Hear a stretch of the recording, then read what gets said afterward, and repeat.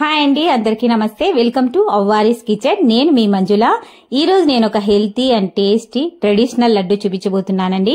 కర్ణాటకలో ఎక్కువ ఇది విఘ్నేశ్వర స్వామికి ఇది నైవేద్యంగా పెడతారు. ఈ లడ్డు చాలా బాగుంటుంది.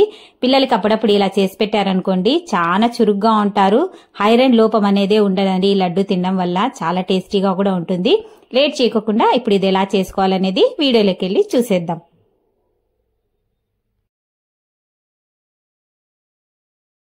ముందుగా స్టవ్ మీద ఒక ప్యాన్ పెట్టేసుకుని, ప్యాన్ బాగా వేడైన తర్వాత ఒక కప్పు అటుకులు వేసుకుని దూరగా వేయించుకోవాలండి. ఇది మంటను మీడియం ఫ్లేమ్ మీద పెట్టుకుని వేయించుకోవాలి. ఎక్కువసేపు వేయించుకునే అవసరం లేదు. అటుకులు కొంచెం రోస్ట్గా అయ్యేంత వరకు వేయించుకోవాలి.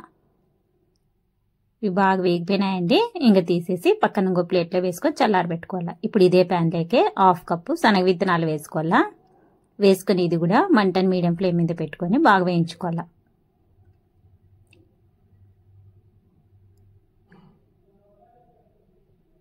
బాగా వేగిపోయినాయండి ఇవి కూడా. ఇంక ఇవి కూడా తీసి పక్కన ఇంకో ప్లేట్లోకి వేసుకుని చల్లారబెట్టుకోవాలి స్టవ్ ఆఫ్ చేసి. ఇప్పుడు ఇందాక వేయించుకున్నాం కదా అటుకులు, అవి మిక్సీ జార్లోకి వేసుకొని మెత్తగా పౌడర్ చేసుకోవాలి. ఈ విధంగా ఇది తీసి ఒక ప్లేట్లోకి వేసుకొని ఇప్పుడు వేయించుకున్న శనగ విత్తనాలకి ఈ విధంగా అంతా పొట్టు తీసేసి చెరిగేసుకొని ఇవి కూడా ఒక మిక్సీ జార్లోకి వేసుకొని దీనిలో కూడా మెత్తగా పౌడర్ చేసుకోవాలి.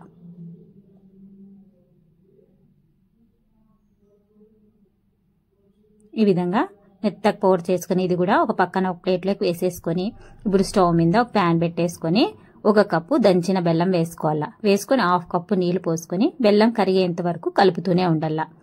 ఇది బెల్లానికి ఏం పాకం పట్టే అవసరం లేదండి. ఈ స్వీట్కి జస్ట్ బెల్లం కరిగిపోతే సరిపోతుంది. ఈ విధంగా బెల్లం అంతా బాగా కరిగిపోయినాక ఇప్పుడు తీసి పక్కన పెట్టేసుకొని ఇదే స్టవ్ మీద ఇంకొక ప్యాన్ పెట్టేసి 2 టేబుల్ స్పూన్ల నెయ్యి వేసుకోవాలా. నెయ్యి కొద్దిగా వేడైన తర్వాత 1/4 కప్పు కొన్ని బాదాము కొన్ని జీడిపప్పు తీసుకున్నానండి నేను. కావాలనుకుంటే మీరు ఇంకా ఏమైనా డ్రై ఫ్రూట్స్ అయినా తీసుకోవచ్చు. ఇవి కొద్దిగా వేగిన తర్వాత 1/4 కప్పు ఎండు కొబ్బరి తురుము వేసుకొని ఇది కూడా కొంచెం వేయించుకోవాలా.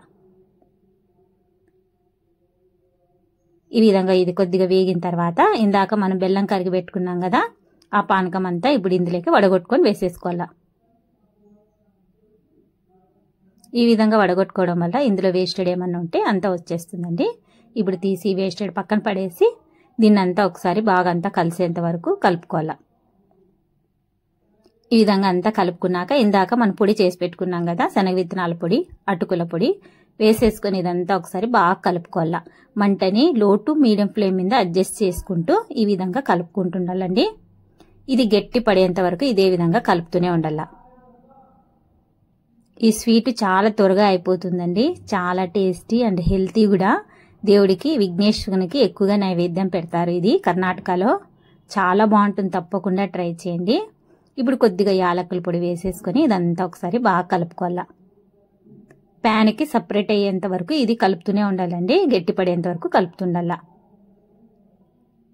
ఈ విధంగా గట్టి పడిపోయిందండి. ఇప్పుడు ఇంకా స్టవ్ ఆఫ్ చేసి ఇదంతా తీసి ఒక ప్లేట్లోకి వేసేసుకోవాలా. మరి ఎక్కువసేపు పెట్టేగిన గట్టి పడిపోతుందండి. ఇది మరి టేస్ట్ బాగుండదు కాబట్టి ఇంకా అయిపోయింది. ఇంక స్టవ్ ఆఫ్ చేసి తీసి ఇంకొక ప్లేట్లోకి వేసేసుకోవాలి. ఇదంతా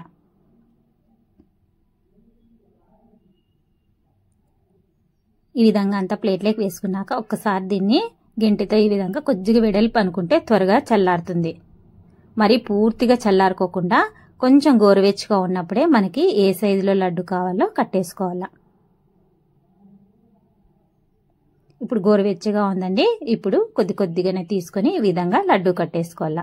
నేను చూపిస్తున్న క్వాంటిటీకి 7 లడ్డూలు అయినాయండి. మీకు ఇంకా ఎక్కువ కావాలనుకుంటే దీన్ని డబల్ వేసేసుకోండి. ఇంతేనండి. ఈ విధంగా మీకు ఏ సైజులో లడ్డు కావాలో ఆ సైజులో కట్టేసుకోవాలా. ఇది 15 రోజుల వరకు ఈ లడ్డు నిల్వ ఉంటుందండి.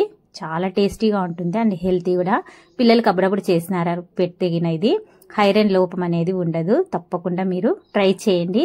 దయచేసి ఈ వీడియో చూస్తున్న వాళ్ళందరూ నా ఛానల్ సబ్స్క్రైబ్ చేసుకుని ఈ వీడియోకి ఒక లైక్ చేయండి. మీరు లైక్ చేయడం వల్లనే నేను ఇంకాస్త ముందుకు వెళ్తా. చూసారు ఎంత స్మూత్గా ఉంది కదా లడ్డు. నోట్లోకి పెట్టుకుంటానే కరిగిపోతుందండి. భలే టేస్టీగా ఉంటుంది. తప్పకుండా ట్రై చేయండి మీరు.